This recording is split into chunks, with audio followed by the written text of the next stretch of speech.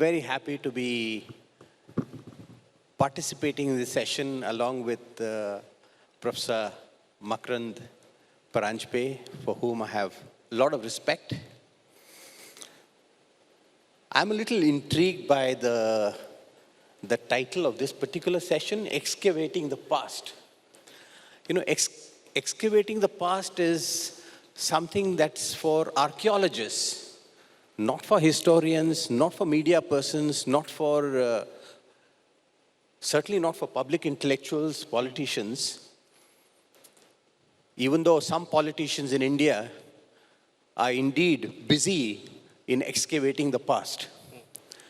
So for their benefit, and also to initiate my own thoughts on this subject, I would like to quote from the ideological guru of the Bharatiya Janata Party, who was also the guru of its previous avatar, the Bharatiya Janasangh, Deen Dayal Upadhyay. Pandit Deen Dayal Upadhyay I regard as one of the most important political gurus of India. Unfortunately, the Congress and the left, and we have a very eminent Congress leader here, Shashi ji, I must say that the Congress party and the left parties, intellectuals, have not really cared to study Pandit Deen Dayal Upadhyay. And unfortunately, even the BJP today pays lip service to Deen Dayal Upadhyay, but not following his thoughts, his guidance. And therefore, let me read a few lines from his seminal book, Integral Humanism, Ekatma Manav Darshan.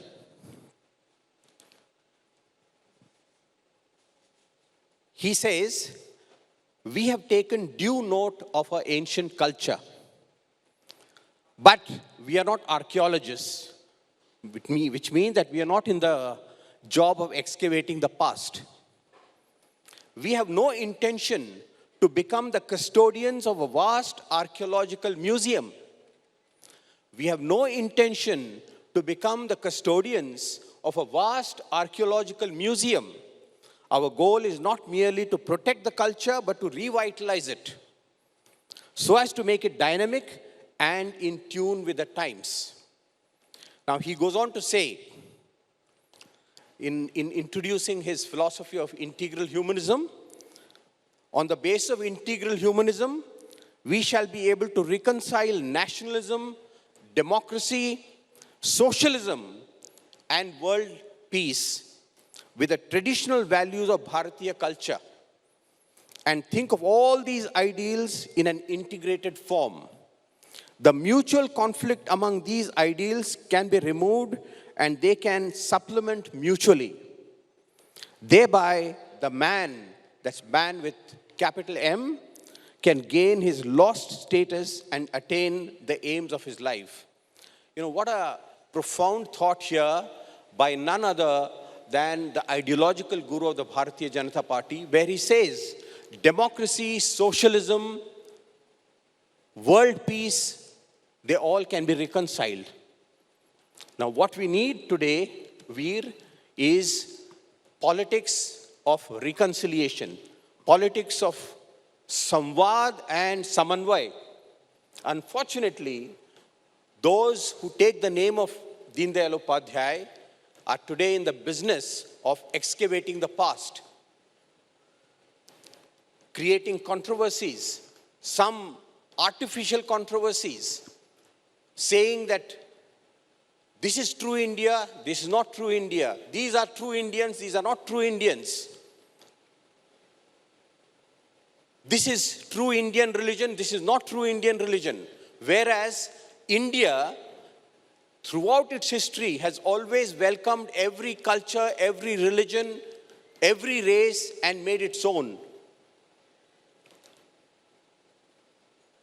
And this politics of division, polarization, we have seen most recently where one important political leader had the audacity to say that this election is about 80% versus 20%.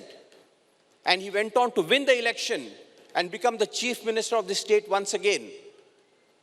Now, this is not the kind of India, this whole summit is about ideas of India.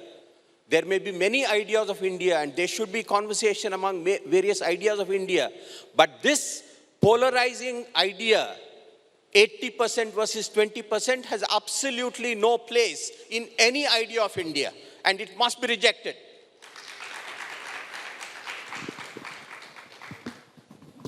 You want to do this, Makarand? Okay. Thank you. It's wonderful to be here.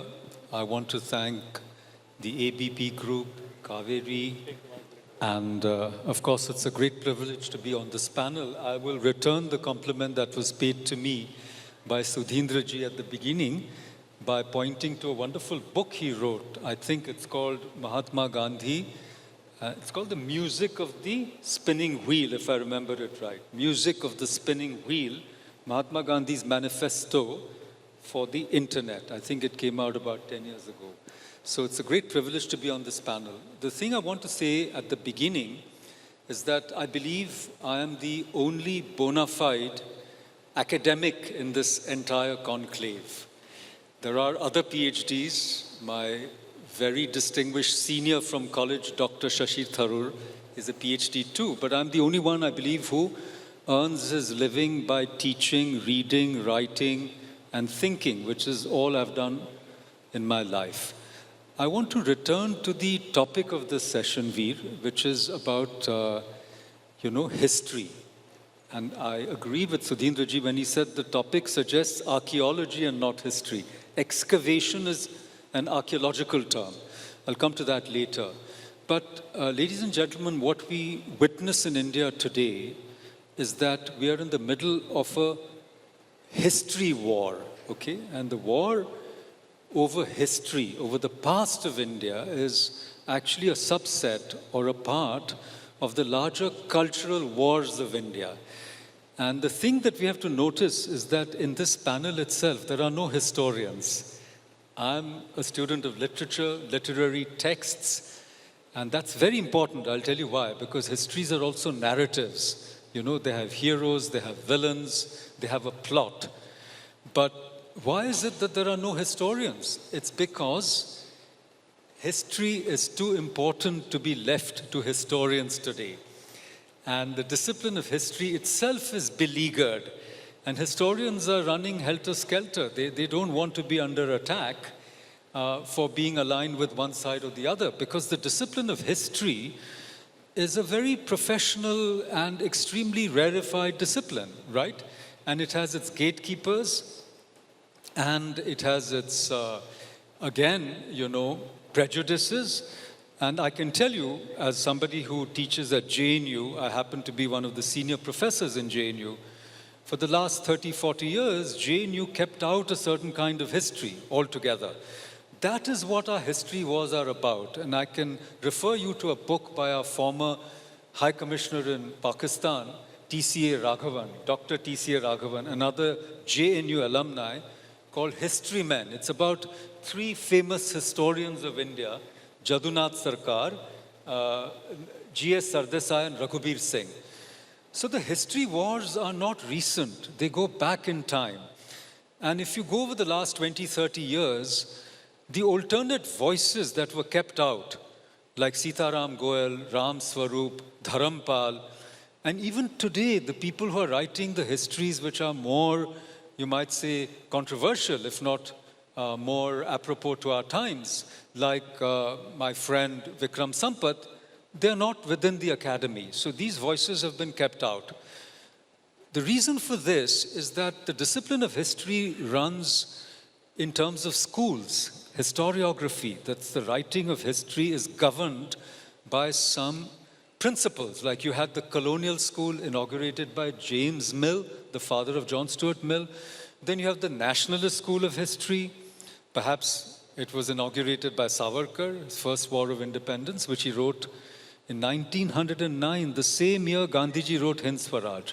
So it's an interesting dialogue about the different ideas of India. Going back to 1909 and 10, both books were banned. Okay? And then you had the Marxist, the nationalist school, Jadunath Sarkar, G.S. Sardesai, Raghubir Singh, but later, very distinguished historians like R.C. Majumdar. And then you had the leftist school, which turned into the subalternist school. And now we are at the cusp of history, where I think we have a Hindutva school of history, which is obviously, again, possibly under attack from some sides. And it's also defended. I'm just told that Vikram sold the film rights of his book on Savarkar, 2-volume book, which was also attacked by another bunch of people for citation inadequacy. I'll use a polite term. So all I'm trying to say is that we are in the middle of this kind of cultural war, a subset of which is the history war. And though I'm not a historian, I also have written a history of our times, which is called JNU Nationalism and India's Uncivil War. And this is exactly what Sudheendraji started off with. And I'm going to come back, dial back to his comment. I think whatever may work for politics, call it 80-20, bulldozer, but as far as civil society is concerned, the dialogue of decency with which Mr. Pandey began yesterday is what we stand for. Because without that dialogue of decency, I think our democracy itself is under threat. Thank you. Thank you, guys. That was stirring stuff, and in your case, very academic and interesting. Now let's cut to the chase, shall we? When we talk about history, there are basically two areas of conflict. One is the freedom struggle. He referred to Vikram's book about Savarkar as to whether the Congress and Nehru was unduly praised and whether other people were come out. Yes, have been left out. That's one controversy. The other one is the one you referred to, which is this 80-20 business. That the notion that history has unfairly praised invaders, people who came into India only to subjugate us, and played down the aspirations of the original inhabitants of India, which is the Hindus. Now, this has many, many schools of sub-thought, one of them being this whole Aryan-Dravidian controversy, another being the Indus Valley situation. Were these people really Aryans, were they not? But essentially it all boils down to, is everyone an Indian, or were some people invaders who remained invaders? Do you want to comment on that? There is not a single Indian who is an alien Indian. Everyone is an equal Indian, whether they're Hindus, Muslims, Christians, Sikhs, Congress, RSS, BJP, left, all are Indians and all are equal Indians. Of course, in our history, we've had invaders. They plundered. They caused a lot of destruction. They also, some of them came with a superiority complex. But it is India's innate quality, strength, that it has assimilated all of them. Be they Muslims. Of course, a majority of Muslims were not outsiders at all. They are native Indians. But all those who came from outside, they became part of India, Indian culture, Indian soil. Babur may have been an invader, but Bahadur Shah Zafar was as Indian as Jhansi ki Lakshmi Bai. We must accept this because he actually led the first war of independence against the British. So how can we say that this 20% is not Indian or less Indian? This divisive politics must end. Do you think there's a danger that because you refer to 80-20 again, there's this desire to create a rift in current society, we go back to the past and we rearrange it to justify current political agendas? See, we must of course study history, because if we don't study history, we are vulnerable to committing the mistakes of the past. We must know why, for example, we were enslaved. Why we were enslaved by the British? Because of our own weaknesses. because of our own disunity. So studying history is, of course, extremely important. But how do we study history? Do we study history to excavate the past, create controversies that divide our society today? And if we divide our society today, if we divide our politics today, if we divide our governance today, India is going to be weak. And there are so many challenges India is facing.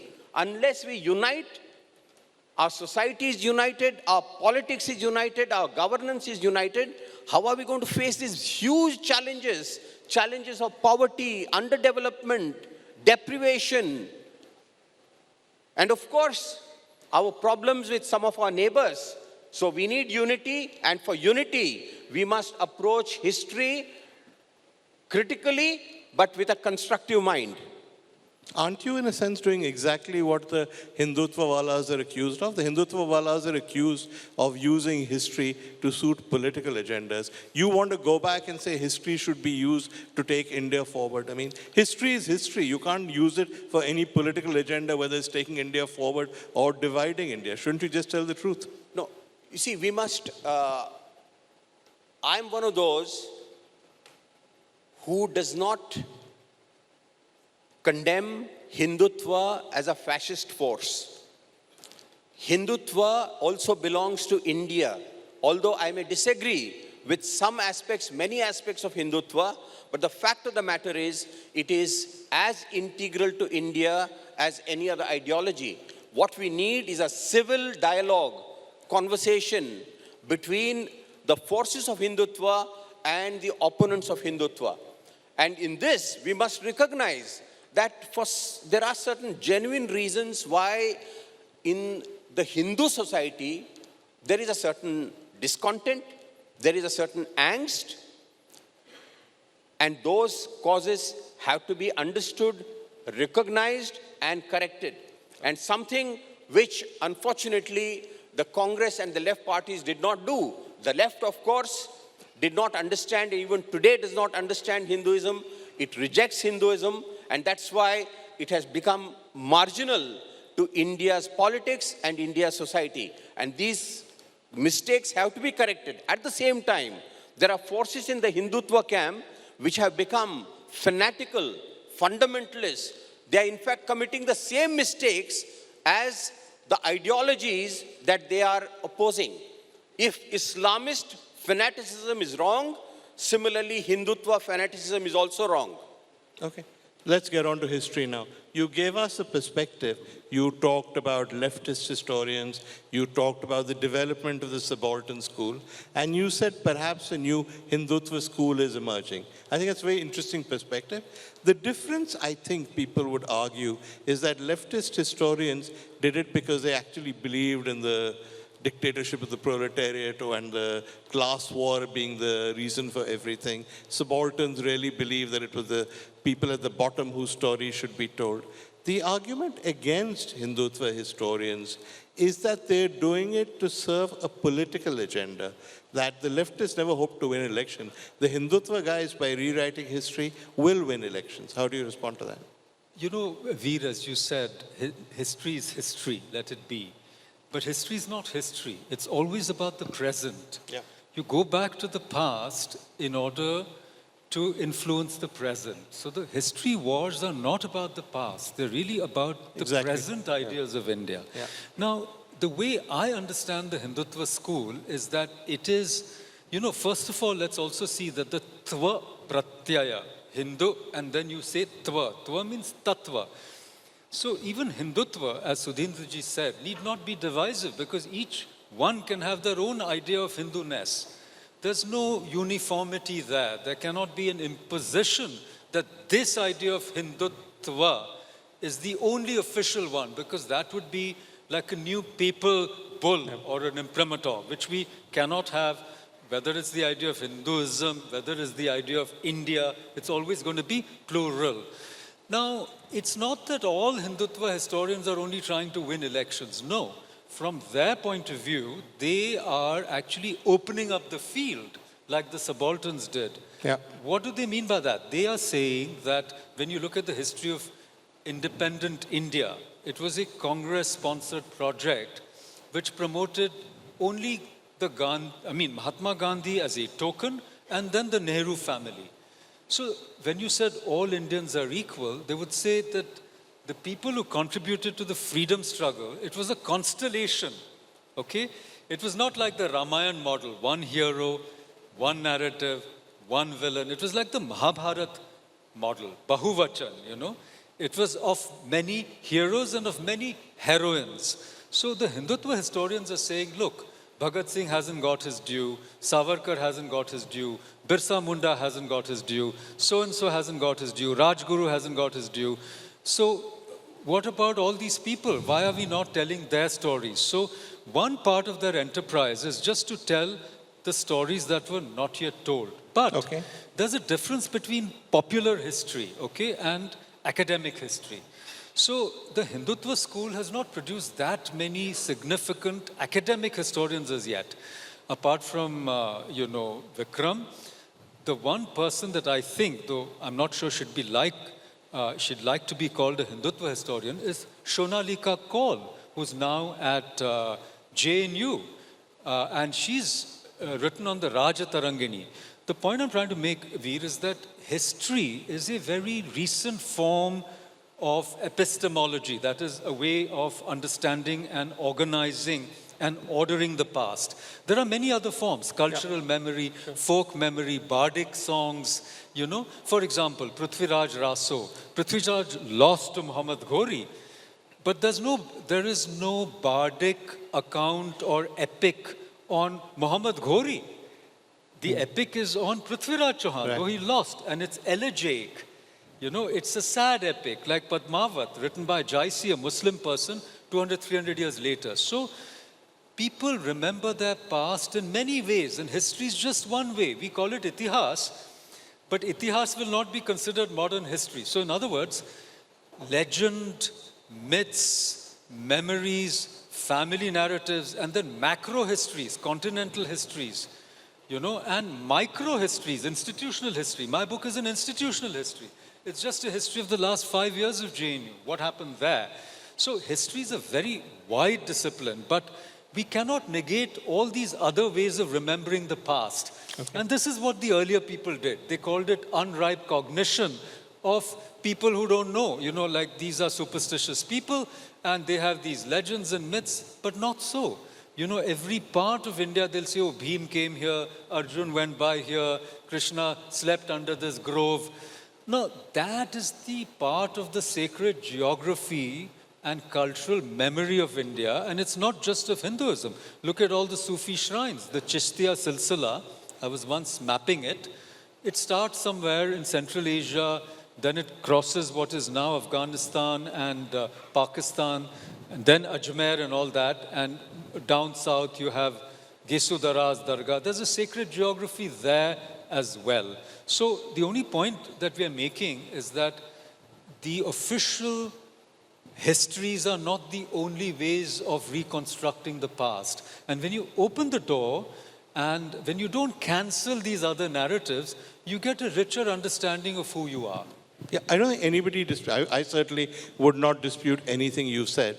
But there are criticisms. The one Shashi Tharoor made at the last session, which is in response to Jagdeep Dhankad, which is, all right, you can say the International Congress has dominated the narrative, but the truth is the Hindu Mahasabha, the RSS, were not really a major part of the freedom struggle. So one motive of the Hindutva school is basically rewrite history to promote these people. That's one criticism. The second criticism is one Sudhin made, which is that the intention is to rewrite history to portray Muslims as invaders to suit the agenda of the present. And the third, and that's my question, is I accept what you're saying about there being a richness of ways of looking at history, and we're not a communist country with just one kind of history. But my question is, will you rewrite school textbooks? What will you teach your children? That's a very good question. I'll come to the last point later. Yes. I want to come to the second point first. Okay. You see, the argument is that the medieval period when India was invaded and conquered, and it starts way back, you know, within 40 years of the Prophet's death. Baluchistan and Sindh had already been conquered by Muhammad bin Qasim, and another 500 years it took. And there is a story of the resistance to these conquests, okay? 500 years of resistance before Muhammad Ghori conquered Delhi in about 1190, 1191, Second Battle of Taneshwar. So the argument, and this is not made by these latest Hindutva types. These arguments have been made by Sitaram Goel, Ram Swarup, and many others who were completely silenced, marginalized, never allowed to get jobs. You see, there's a racket to keep out people, okay? Because, you know, you train your students, the students get jobs. So there was a patronage system. So the point is, the brutality of the conquest of India, the destruction of the monuments and the temples, the loot, all of this was airbrushed, okay? Now, we can't write revenge histories, I completely agree. But, you know, the very historians of the Muslim period, they have been blanked out. So these things have to be told so that we have a truth and reconciliation type of movement within India, not denial. We have to know what happened. You go to any museum in any part of the world which has Indian art, every image will be disfigured. So somebody did it, right? And there was an ideology which sanctioned that kind of vandalism, and we saw it in our own times with the destruction of the priceless Bamiyan Buddhas. But it's politically... And the Babri Masjid, which you have not mentioned. Well, it's incorrect to say. There are 100 books on the Babri Masjid, okay? But you can't talk about the other side. So that has to change. Now, coming to textbooks. See, personally, controlling the narrative never works, okay? Because the internet is a source of so much information. And I always say that don't have one official answer. This is the problem. If you look at the NCERT textbooks, they are full of so much distortion. Give me an example of the kind of distortion. Well, they are not going to tell you, for example, how Somnath was destroyed. They are not going to talk about Qutub Minar being a victory tower built on the ruins of 27 temples. They'd never talk about these things. Now, I don't believe in writing revenge histories, but our kids are bright enough. You know, but I think we still are completely entrapped in the top-down approach. And the history wars are not going to end soon. I can assure you that. And the only other thing I wanted to say, apropos your opening point, that the Congress-dominated narrative, which, flourished in India for 60, 70 years, was very divisive. It was the same divide et impera narrative that we inherited from the British. Some people jokingly call it the Bharat Todo narrative, where, caste, creed, community, region, language, religion were all causes of identity politics and separatism. You talked about unity, Sudheendra ji talked about unity, and you cannot create a great nation merely on divisive and identity politics driven narratives. And this is where we have an opportunity, because we have to tell people that when Rana Pratap fought Akbar, Akbar had Rajput generals fighting on his side, and Rana Pratap had Muslim generals fighting on his side. Shivaji had Muslim soldiers. Baji Rao, the forces against Ahmad Shah Abdali. There was a very important guy called Ibrahim Khan Gardi who died in Panipat. He used to work for the Nizam. He started working for the Peshwas. So I completely agree that you can't construct the entire history of India as a Hindu versus Muslim. No. But this rich complexity can only come when you see, all these nuances. You had Naga Babas fighting. In the Battle of Panipat, you had all kinds of people. We've forgotten all of them. Jadonath Sarkar has talked about the Nagas, who were a tremendous fighting force. And it's the British who disarmed them. Yeah. So I'm saying the colonization of India, according to the Congress narrative, was only 200 years ago, and it was a European colonization. The colonization of India is much older. So we have to see the past in a more critical and open light, to see that we are even today in the midst of a civilizational war.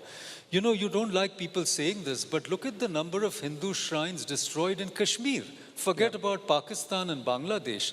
in Kashmir, which is a part of India. You know, it's documented. Okay, That's not a nice thing. I have 4 minutes left, so I'm going to stop you. Sudheen, is it not true that there was a tacit understanding among the intellectual elite that where there was barbarity, where there was destruction of Hindu shrines, etc., by the medieval invaders, we played this down? And we played it down because we thought it might lead to tensions, that today's Muslims have nothing to do with that, that they will end up being held responsible. He's saying break that consensus, let the truth come out because it's history. How do you respond? I agree with him that the wrongs in the past must not be airbrushed, must not be denied. Yeah. At the same time, don't blame today's Muslims for the wrongs committed by a few invaders or fanatical rulers centuries ago. We are doing it even now. Take the example of Kashmir files. Kashmir files about what happened in Kashmir. But all over the country, there is a systematic campaign to blame and malign Muslims everywhere. And even in Kashmir itself, Muslims also have suffered. And Muslims in many places, they saved Kashmiri Pandits. So, what I'm saying is, while we must be truthful to history, there are ways and ways of looking at history. If history is used to divide today's society, then it is pernicious. But if history is studied in order to understand the mistakes committed by anybody, it may be Muslims, Hindus, anybody, then it's a way of going in the direction of reconciliation. What we need today... Yeah, I don't think he dispute any of that. But what I'm saying is, his point is, of course, don't exploit history to create rifts between communities, but tell the truth. Do you disagree with that? Absolutely. It's the task of historians to be truthful to history. But it's the task of politicians not to use history for their own divisive ends. Let me give an example. Yeah, go on. You see, the subtitle of this particular session is Change or Continuity. Yeah. Now, I don't believe in change or continuity. The principle that has guided India's history, 5,000-year history, is change and continuity. Change with continuity. But what is being done? We are being told that true freedom for India came in 2014. Complete denial of all that happened but only by Kangana Ranaut. But only by Kangana Ranaut, not by any serious historian. She's a heroine. She's an iconic figure now for a whole ecosystem of the ruling party. Can it be denied? So what we are doing in the process is that India, of course, there are many shortcomings of India after 1947, but generations of Indians, they contributed to building a modern India, laying the foundation for a democratic India, a self-reliant India. All that is being denied, and everything started in 2014. Okay. So continuity is, discarded, and as if change happened only in 2014. This is great disservice to history and also great disservice to India. You want to respond? It has to be closing comments. We have 25 seconds left. I know, except the earlier session just went on and on. So if all are equal, then it's not fair that governors... I won't interrupt. Finish what you're saying. I'll be fair. Okay. I just want to say that the burden and responsibility of reconciliation and peace cannot be entirely on the shoulders of the Hindus. Why doesn't the Muslim ulema in India have a conclave like this and unequivocally condemn the vandalism, the destruction, the loot, as well as the attack on Indian civilization? They can't do it. They won't do it. If they did it, I would bow down to them, because a lot of it was theologically sanctioned.